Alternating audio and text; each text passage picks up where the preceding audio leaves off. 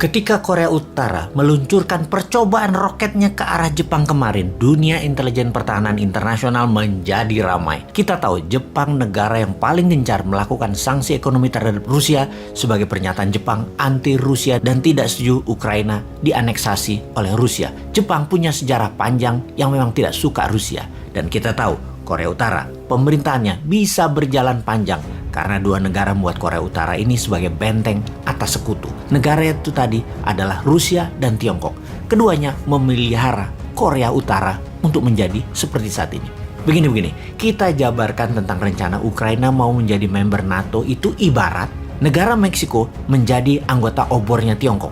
Atau Meksiko gabung dengan Rusia dalam fakta militer. Pasti Meksiko diinvasi oleh Amerika karena Meksiko adalah pagar atau benteng Amerika dari selatan. Ketika Putin mengatakan akan meluncurkan nuklir sebagai deterrent factor atau faktor penggentar, sesaat setelah pernyataan itu meluncurlah roket ke arah Jepang dari sisi timur semenanjung Korea dengan mengatakan uji coba yang dilakukan oleh Korea Utara.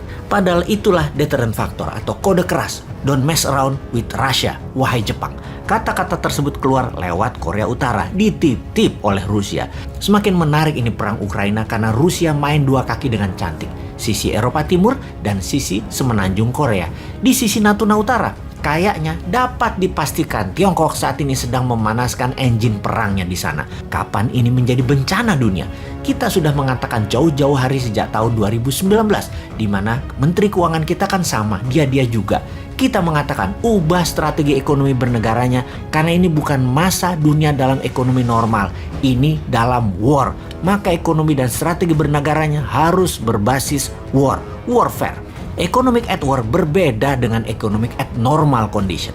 Awalnya perang dagang, kemudian perang petrol dan perang komoditi, lalu perang biologi, kemudian perang cuaca. Dan kita ingatkan selalu, di awalnya perang dagang, di akhirnya perang militer. Sudah siapkah kita? Indonesia maksudnya sudah siapkah?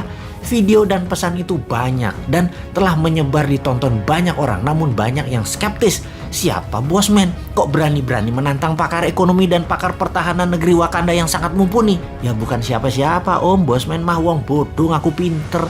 Hanya ada sedikit informasi, ya kita bagi ke masyarakat biar masyarakat yang menilai apakah benar akan ada perang militer, apakah benar akan minyak mentah ke $100, apakah benar BBM akan naik, listrik akan naik, harga pangan akan naik.